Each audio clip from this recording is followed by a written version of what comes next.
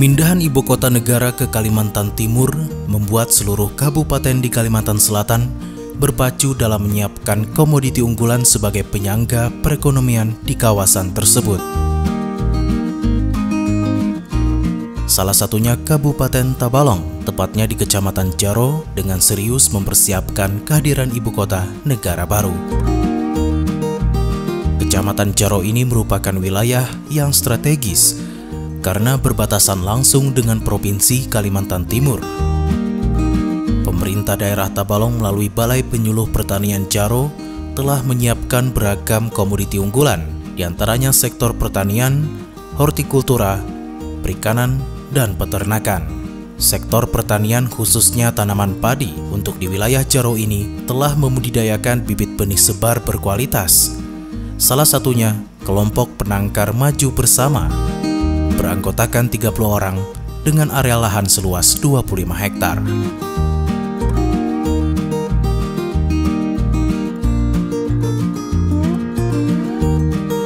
Kelompok penangkar ini memulai membudidayakan bibit benih sejak tahun 2005 untuk memenuhi kebutuhan pangan di wilayah Kalimantan Selatan.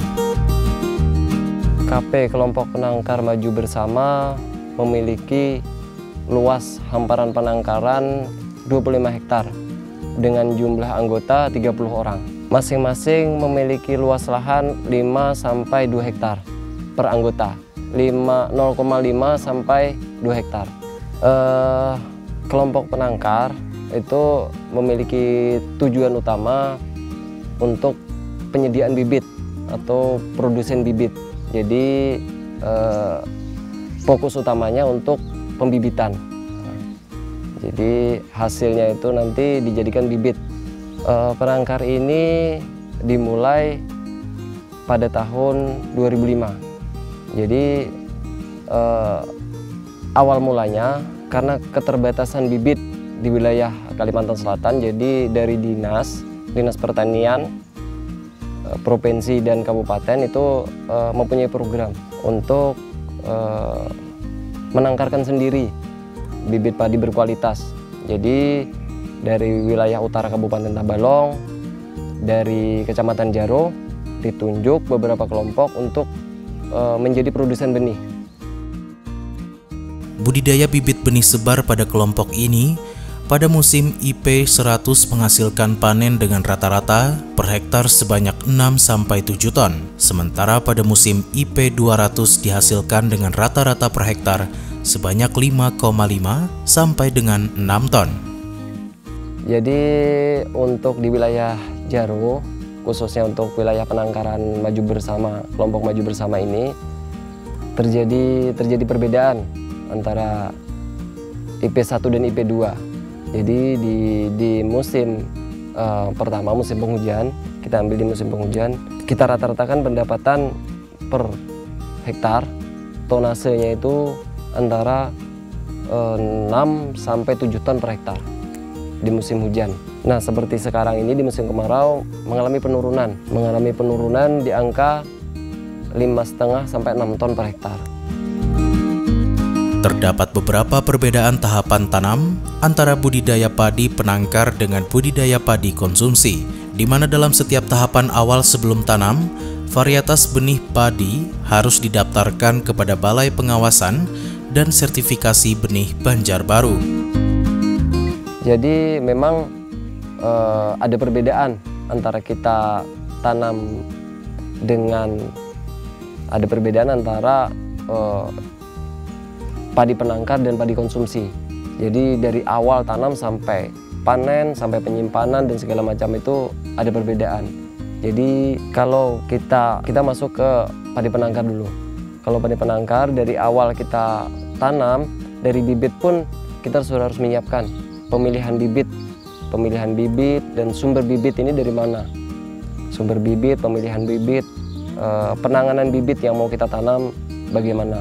Jadi kita harus mendapatkan bibit yang benar-benar bersumber atau berlabel. Misalnya kita ambil dari Sukamandi atau dari BPP Binuang atau dari BPP di wilayah kita sendiri, wilayah Kecamatan Jaro atau dari kabupaten, sumber benihnya itu Nah, dari awal itu waktu kita mau tanam, sumber benihnya sudah ada dan kita mau tanam, kita harus mendaftarkan dulu. Bibit yang mau kita tanam didaftarkan dulu ke BPSB Banjarbaru, karena penangkar itu bibit yang mau kita tanam itu nanti akan diawasi Balai Pengawasan Sertifikasi Benih Banjarbaru. Jadi dari awal kita tanam sampai panen, bibit itu akan diawasi sepenuhnya. Sementara untuk perbandingan harga jualnya, penangkar benih padi memiliki harga jual lebih tinggi dibanding dengan jenis padi konsumsi. Nah, untuk kelas BR yang kita beli dari petani, yang kita ambil dari anggota, yang anggota bisa jual antara 7.500 sampai dengan 8.000 rupiah per kilo. Sedangkan untuk konsumsi yang ada di wilayah Kecamatan Jaro, harganya di angka 6.000 sampai 6.500 per kilo. Jadi dari hasil produksi dan harga itu ada perbedaan yang cukup jauh.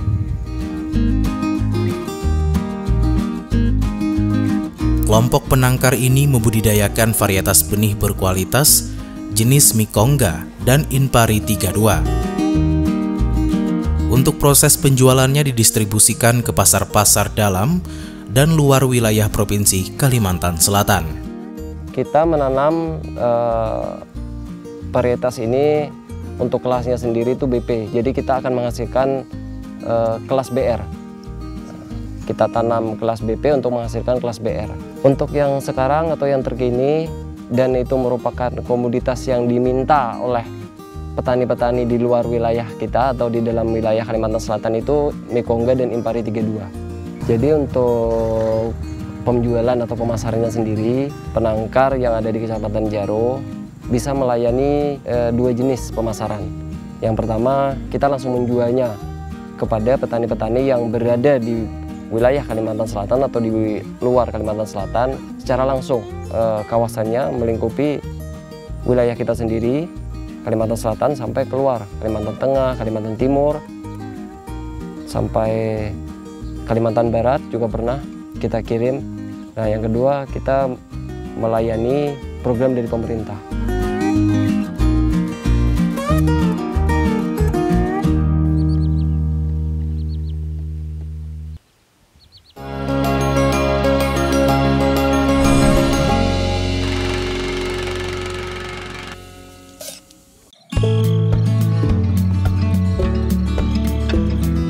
Sahabat tani, Kecamatan Jaro dengan kondisi geografisnya pegunungan memiliki potensi sumber mata air yang berlimpah. Selain bermanfaat untuk sektor pertanian, bisa juga dimanfaatkan untuk sektor perikanan. Salah satunya ialah Abdul Hadi, warga desa Jaro, yang membaca peluang usaha pada sektor perikanan dengan budidaya ikan patin. Budidaya ini dilakukan sejak tahun 2021 silam, tepatnya berlokasi di areal Goa Liang Tapah, Desa Garagata.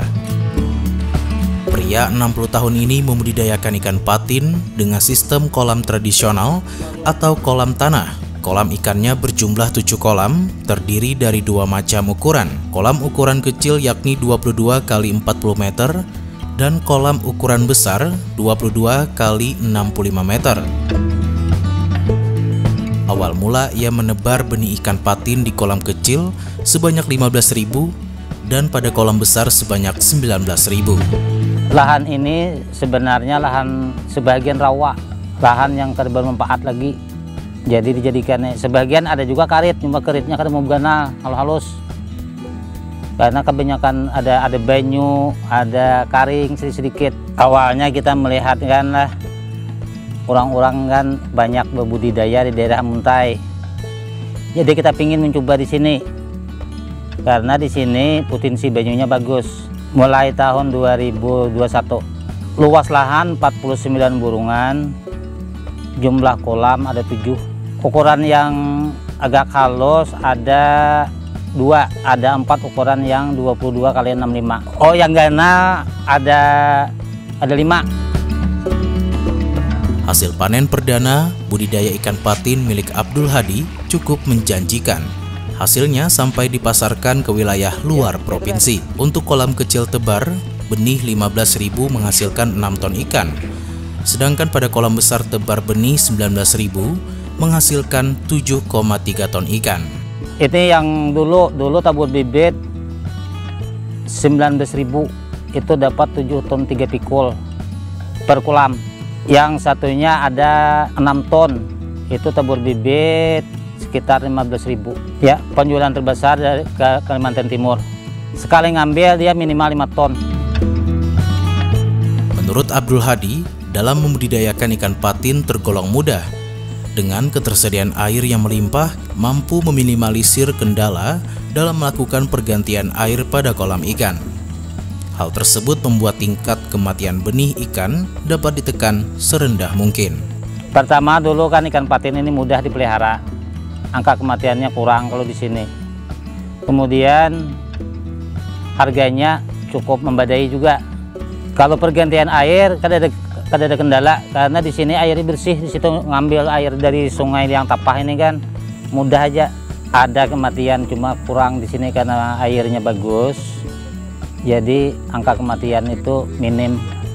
Ini paling-paling lah 1% yang mati. Contohnya kalau tabur bibit yang ada ini kan 102.000, itu paling banyak matinya 200 ekor keseluruhan seluruh kolam. Kita tidak bisa menghitung kan satu kolam ini berapa, satu kolam berapa, karena kolamnya ada 7. Jadi kadang ada mati 1, ada 2 kan. Jadi diperkirakan itu hanya paling banyak tuh 100 ekor dalam 102.000 bibit.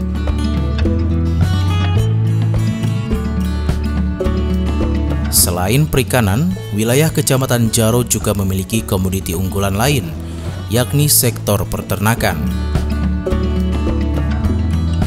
Antara lain peternakan kambing, sapi, dan lain-lain yang dikelola secara mandiri ataupun berkelompok. Salah satu peternakan yang dikelola secara kelompok ialah kelompok ternak sapi Lembu Sejati. Kelompok ini berdiri pada tahun 2013. Awal mula mengelola ternak sebanyak 24 ekor. Sejauh ini kelompok ternak sapi Lembu Sejati memiliki 110 ekor sapi, baik jantan dan betina. Itu tahun 2013 itu ada bantuan CSR dari Adaru melalui dinas, itu berupa sapi yang genal sapi putih itu 24 ekor. Dan sampai sekarang ditambah dengan bantuan mulai dinas dan kepunyaan anggota semua, sampai sekarang di kelompok ternak Lembu Sejati ini ada 110 ekor sapi, itu baik jantan maupun betina. Cuma yang ulun keadaan ini yang lakinya berapa, perempuannya berapa kurang tahu, tapi sekarang menjadi 110 ekor.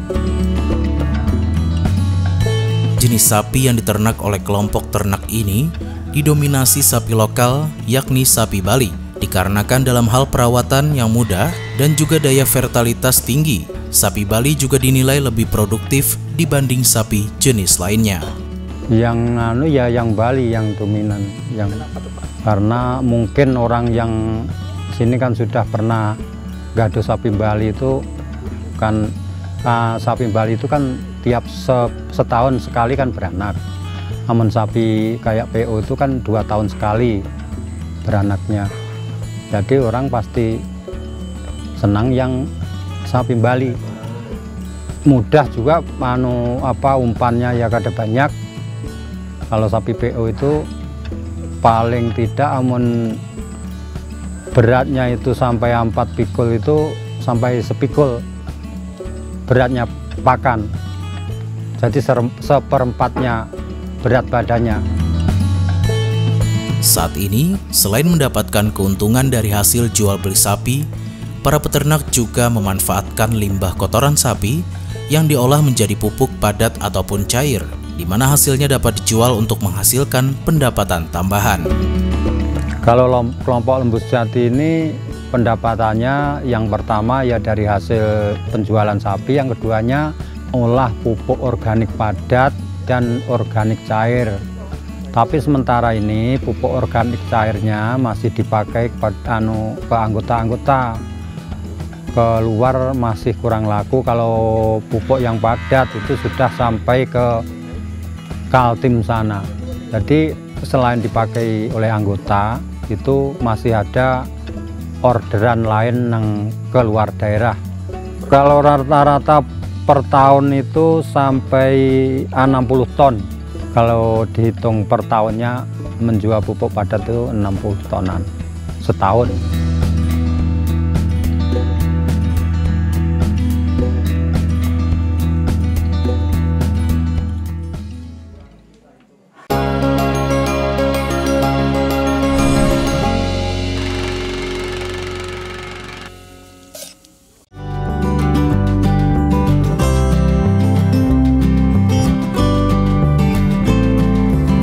Sahabat Tani, Kecamatan Jaro merupakan wilayah yang didominasi sektor pertanian, terutama tanaman padi.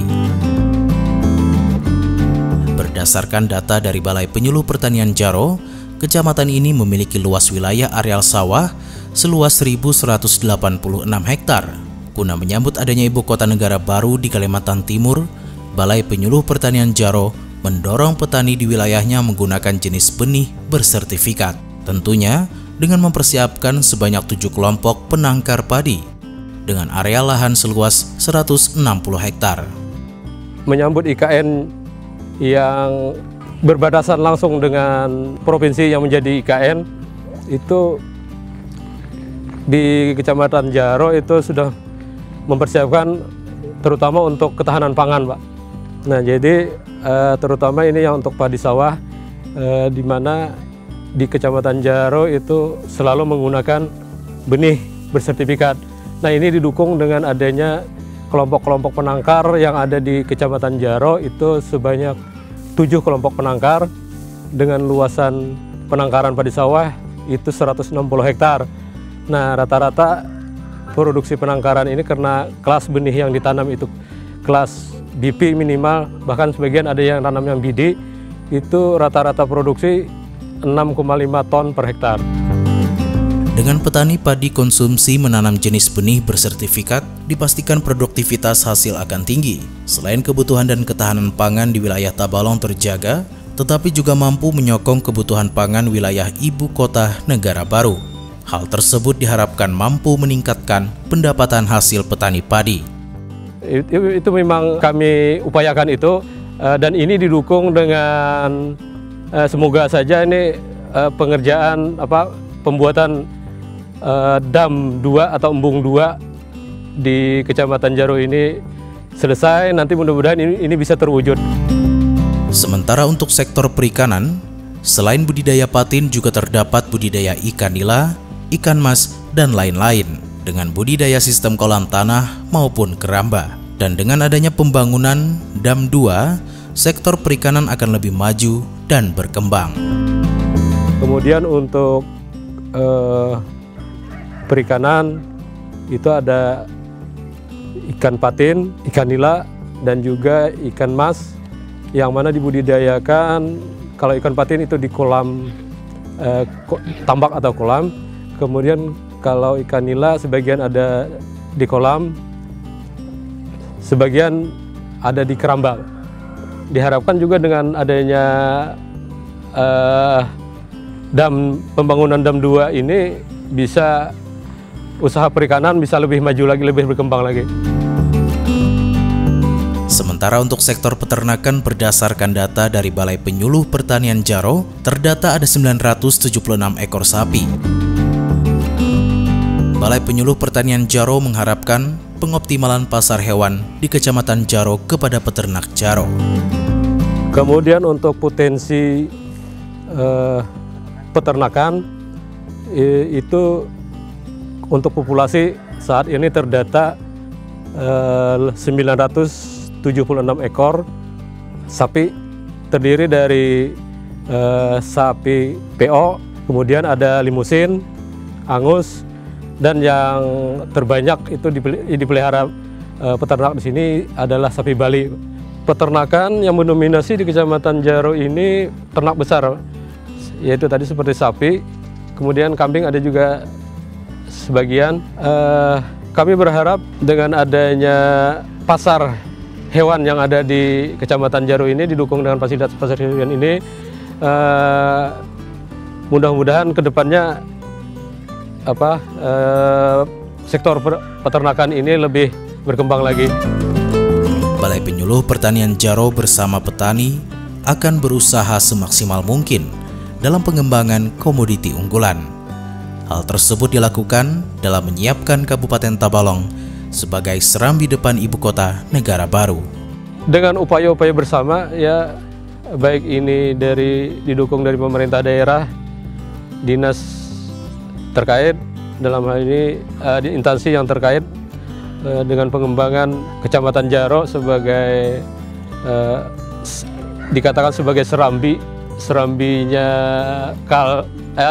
Kalsel atau serambinya Tabalong dengan IKN kan, karena posisi Kecamatan Jaro ini pas berbatasan langsung dengan Kaltim, dengan Kabupaten Pasir. Artinya kita berusaha semaksimal mungkin dengan potensi yang ada di beberapa sektor, dan alhamdulillah di Jaro ini semua subsektor ada terwakili, Pak.